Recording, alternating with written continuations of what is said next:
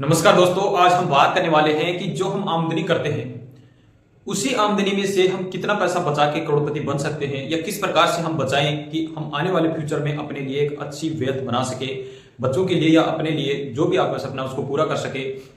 चाहे आप नौकरी करते हो या आप कोई छोटा बिजनेस करते हो या मेहनत मजदूरी करने वाले हो या जो भी छोटा है या बड़े बिजनेस की बात नहीं करें, जो छोटे स्तर पर है जिनकी मान लो ये 50,000 तक की सैलरी है और वो चाहते हैं कि आने वाले टाइम में 10 से और 50,000 के बीच में जिनकी सैलरी है वो चाहते हैं कि मैं भी एक करोड़पति बनना चाहता हूं, तो किस प्रकार से बन सकते हैं, ऐसे ही टॉपिक पर बात करने वाले हैं। पैसा हम सभी कमाते हैं पर उनमें से बचा नहीं पाते हैं। बचाने तो हम किस तरीके से बचा के आने वाले फ्यूचर में हम करोड़पति या अच्छी वेल्थ बना सकते हैं, तो बात करते हैं इस टॉपिक पर।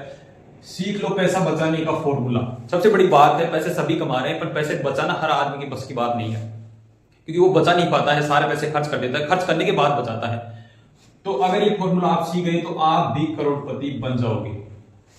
फॉर्मूला अगर आपने ये जो बात बताई, हम बात करने वाले हैं वीडियो में, अगर इस नियम पर आप चलोगे तो 100% आप करोड़पति बन सकते हो। तो बात करते हैं क्या है फॉर्मूला। हम क्या करते हैं, पैसा कमाते हैं, खर्च करते हैं, उसके बाद बचाते हैं। करोड़पति बन सकते हैं, ऐसा हमें क्या करना चाहिए। तो सीधी बात करते हैं हम कि अपनी जो भी आपकी आय है, कुछ भी आय हो सकती है, 10,000, 20,000, 30,000, 40,000, 50,000, उसे आप कैलकुलेट करेंगे और हम उदाहरण के तौर पे भी उसे कैलकुलेट कर पूरा समझने वाले हैं आगे वीडियो में। तो बात करते हैं, आप जो भी कमाते हैं उसका 50%, यानी जो आपकी आय है उसका 50% पैसा वहां खर्च करना है आपको, आपकी बुनियादी चीजों पे, यानी आपकी जो मेन जरूरत की जो चीज है वहां पर आपको ये पैसा खर्च करना है। जैसे मान लीजिए आप कोई रूम लेके रहते हैं या मकान फैमिली के साथ रह रहे हैं, उसका किराया देना है, या कोई आपने लोन ले रखा है उसकी ईएमआई पे करनी है, या रोजमर्रा की जो जरूरतें हैं हमने दैनिक जीवन में जो भी हमें चीज की जरूरत होती है उसमें जो पैसा खर्च होता है वो है। और भी बहुत सारी चीजें हैं, राशन लाना है घर का, बिजली का बिल देना है, पानी का बिल देना है, किसी का मोबाइल का रिचार्ज करवाना है, या छोटी मोटी कोई स्वास्थ्य संबंधी इशू आ गया है उसका करवाना है। तो ये सारी चीजें हैं, उनका और भी कुछ हो सकते हैं, इसमें ऐसे नहीं है कि मैंने कह दिया वही है, और भी आपकी कुछ आवश्यकताएं हो सकती है जिनको हमें पूरा करना है। तो अपनी आय का 50% पैसा वहां पर आपको खर्च करना है, पहला काम ये करना है। दूसरा काम क्या करना है कि आपको जो अपनी आय का 30% जो पैसा है, आप जो भी कमाते हैं उसका 30% आप लगा लीजिए अपने हिसाब से, जितना आप कमाते हैं अपनी आवश्यक इच्छाओं पर खर्च करना है, यानी अपनी शौक पूरे करने हैं। नहीं, अगर हम शौक नहीं पूरे करेंगे तो हमारे शौक कब पूरे होंगे, फिर हम तो सारे चीज इन्वेस्टमेंट करने में लगा देंगे या बचत करने में लगा देंगे। तो साथ ही साथ अपनी इच्छाओं को भी पूरा करें। किस प्रकार से पूरा कर सकते हैं, जैसे मान लीजिए आप कोई भी कोई फिल्म देखना पसंद करता है, कोई घूमना पसंद करता है, फैमिली के साथ कहीं अच्छी अच्छी जगह घूमना पसंद करते हैं, वहां पर जाकर, या कोई और आरामदायक है, कोई गाड़ी लेना चाहते हैं, या कोई और आरामदायक लग्जरी चीज आप खरीदना चाहते हैं, कपड़े हैं, जो भी है, शॉपिंग है, कुछ भी आप जैसा आपकी इच्छा है जो आप अपनी इच्छाओं को पूरा कर सकते हैं अपने हिसाब से, तो वो अपनी इच्छाएं पूरी कर सकते हैं। 30% पैसा जो आपकी आय है उसमें से। अब 50 और 30 80% पैसा आपका यहां पर हो जाता है। 80 बचा 20 जो परसेंट है वो हमें क्या करना है, इन्वेस्टमेंट करना है। ये चीज आपको ध्यान में रखनी है कि जो पैसा आपने 80% ही इन्वेस्टमेंट करना है, ये सॉरी खर्च करना है।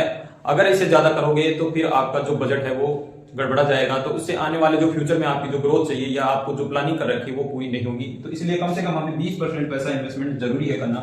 अपनी आय का 20% पैसा हमें इन्वेस्टमेंट करना है। कहां कहां इन्वेस्टमेंट कर सकते हैं, सबसे पहले अच्छा सा रिटर्न मिलता है म्यूचुअल फंड में कर सकते हैं आप। स्टॉक मार्केट, अगर आपको नॉलेज है स्टॉक मार्केट का, शेयर बाजार का, तो वहां पर इन्वेस्टमेंट कर सकते हैं। एफडी में लगा सकते हैं, गोल्ड सोना खरीद सकते हैं, या अन्य कोई अगर आपके पास और प्रॉपर्टी है, सॉरी पैसे हैं, तो आप प्रॉपर्टी खरीद सकते हैं कुछ इन्वेस्टमेंट करके उसमें, या और जो आपको और अच्छा लगे इससे, अगर और कोई आपको जानकारी है और उसमें आप चाहते हैं कि नहीं हम यहाँ इन्वेस्टमेंट करना चाहते हैं तो वहां पर भी आप इन्वेस्टमेंट कर सकते हैं। तो ये चीजें हैं। अब अगर इस तरीके से आप अपने बजट को मेंटेन करते हैं तो आपका जो वेल्थ है वो 100% बन सकती है। तो बात उदाहरण से भी समझ लेंगे कि वास्तव में हमें अगर ऐसा करते हैं तो किस प्रकार से बन सकते हैं। तो बात करते हैं आगे उदाहरण के साथ। तो हम बात कर रहे थे कि मान लीजिए आपकी आय 20,000 रुपए है। 20,000 इसलिए है कि बीच की औसत एवरेज हमने 20,000 रुपया लिया है। 10,000 से 50,000 के बीच में औसत एवरेज 20,000 रुपए की आय ली है। अगर आप 20,000 रुपए मंथली कमाते हैं आप, तो उसमें से क्या करना है, उसका 20 यानी 20,000 का 50% होता है यहाँ पर 10,000। 10,000 हमने बात की थी, 10,000 रुपए आपको जो बुनियादी चीजें, यानी मैं जो आवश्यकता की चीजें आपकी डेली की, जो भी आपका खाना पीना, रहना, कपड़े लत्ते खरीदना, बिजली पानी, जो भी कोई ईएमआई वगैरह जो भी देनी है वो आप इस 10,000 रुपए में से आपको पे करना है। फिर 50% पैसा ये आपका यहाँ पर चला गया। फिर 30% जो पैसा है वो हमारे शौक में पूरे करने हैं, हमारी जो इच्छाएं हैं, हमारी जो मान लीजिए कि आपके जो जीवन में आपको लगता है कि मेरा ये शौक पूरा नहीं है, उसमें आपको जो आपका 20,000 रुपए में से जो 6,000 रुपए वहां पर आप खर्च कर सकते हैं, और 4,000 रुपए आपको इन्वेस्टमेंट करना है।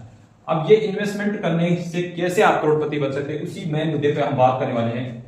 अगर आप 4,000 रुपए इन्वेस्टमेंट करते हैं एसआईपी के माध्यम से, अगर आप 4,000 रुपए की एसआईपी करते हैं, 4,000 रुपए की एक एसआईपी करते हैं म्यूचुअल फंड में, और वो कौन से म्यूचुअल फंड में, स्मॉल म्यूचुअल फंड में। स्मॉल म्यूचुअल फंड में ही क्यों करनी है ये हम आगे बात करने वाले हैं। अगर आप 4,000 रुपए 20 साल के लिए इन्वेस्टमेंट करते हैं तो आपका पैसा जमा हो जाता है 9,60,000 रुपए। इस 9,60,000 रुपए का आपका जो टोटल पैसा बनेगा, हम रिटर्न मान लेते हैं 20%, 20 साल में लगभग आपको 18% का रिटर्न आराम से यहाँ पर स्मॉल कैप में मिल जाएगा। तो हम 18% का ही रिटर्न मानते हैं, तो यहाँ पर आपको जो पैसा बनेगा वो बनेगा 93 लाख रुपए। अगर आप 20 साल इन्वेस्टमेंट करते हैं 4,000 की एसआईपी, 18% का रिटर्न मानते हैं तो 9,60,000 आपका जमा होता है, वो 93 लाख रुपए हमारा यहाँ पर जो वैल्यू हमारी बनने वाली है। अगर ये पैसा आप 20 साल की बजाय अगर 25 साल इन्वेस्टमेंट करते हैं तो पैसा टोटल जमा होता है 12 लाख रुपए, और इस 12 लाख के पैसे बनते हैं आपके 18% रिटर्न से 2 करोड़ और 32 लाख रुपए। सिर्फ मात्र 5 साल और आपने इन्वेस्टमेंट बढ़ाया और ये पैसा 93 लाख से सीधा 2 करोड़ 32 लाख रुपए हो गया। 12 लाख की 2 करोड़ रुपए होना छोटी बात नहीं है। आप कहते हैं इन्वेस्टमेंट, ये है इन्वेस्टमेंट की पावर, कंपाउंडिंग पावर। अगर आप इन्वेस्टमेंट करते हैं कंटिन्यू लगातार 20 साल, अगर आपकी एज मान लीजिए 25 साल है और 25 तक करते हैं तो आप 50 साल की उम्र में आप करोड़पति बन चुके हैं। यह है कंपाउंडिंग पर। ये सारा सिस्टम तब होगा जब आप इन्वेस्टमेंट करेंगे और ये जो फॉर्मूला है ये अपनाएंगे कि आपको 50% खर्च करना है दैनिक आवश्यकताओं पर, ये 100 पर, और 20% पैसा 100% आपको बचाना है और बचा के वो इन्वेस्टमेंट करना है कंटिन्यू लगातार। उसमें आपको कोई कोताही नहीं बरतनी है, चाहे मार्केट डाउन आए ऊपर आए, या फिर आप हिसाब से और कहीं शेयर मार्केट में लगा सकते हैं या और जो सोना खरीद सकते हैं।